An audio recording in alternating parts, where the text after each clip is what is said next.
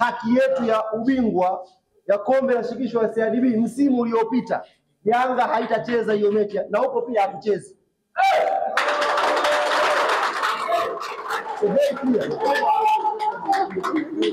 Kama hatujalipwa hela yetu ya ubingwa, hii ni haki yetu. Msimu mzima tumeisubiri hapa, tumeshaandika barua sana.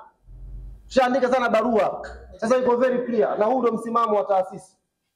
Kama hiyo hela hatalipwa ya ubingwa, taarifa hii ifike kwa ofisi ya katibu mkuu wa TFF, iwafikie na wenye mashindano benki ya CRDB.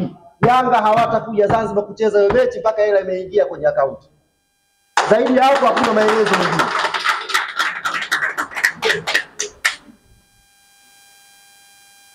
Ndugu zangu wana Yanga duniani kote ambako mnanisikia, aminini msimamo huu wa viongozi wenu ni msimamo ulionyooka, msimamo usioyumba, na hayuko mwanadamu wa kutuyumbisha kwa hapa tulipofika.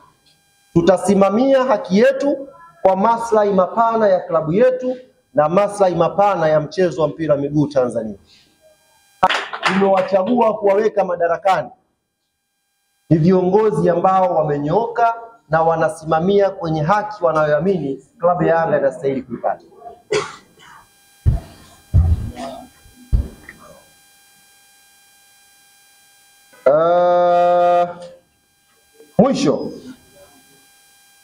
Mwisho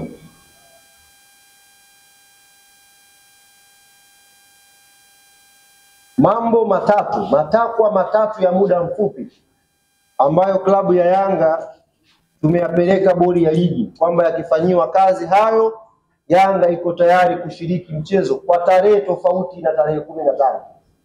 Kwanza wayafanyie kazi, tukishaona wamefanyiwa kazi hayo matatu, watupe tarehe nyingine.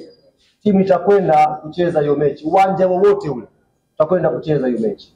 Jambo la kwanza nimewaambia ni kuvunjwa au kujiuzulu wa kamati nzima ya uendeshaji wa bodi ya ligi. Namba 2 nimewaambia ni kujiuzulu kwa afisa mtendaji mkuu wa bodi. Namba 3 nimewaeleza ni kujiuzulu kwa katibu mkuu wa TFF. Hili jambo la 4 la uhuru wa bodi ya ligi ni jambo la muda mrefu. Asifanye mtu kama kichaka cha kujibia hoja zetu.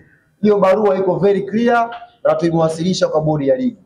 Wametuahidi majibu yatakuja haraka iwezekanavyo.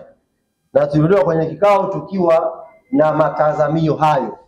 Kwa hiyo tunawatakia kila la heri bodi ya ligi kwenye utekelezaji wao wa matakwa matatu ya klabu ya Yanga ambao tunaamini yakifanywa kazi Watanzania watapata burudani ya Kariakoo Derby. Kufikia hapo niseme asante na niwatakie siku njema.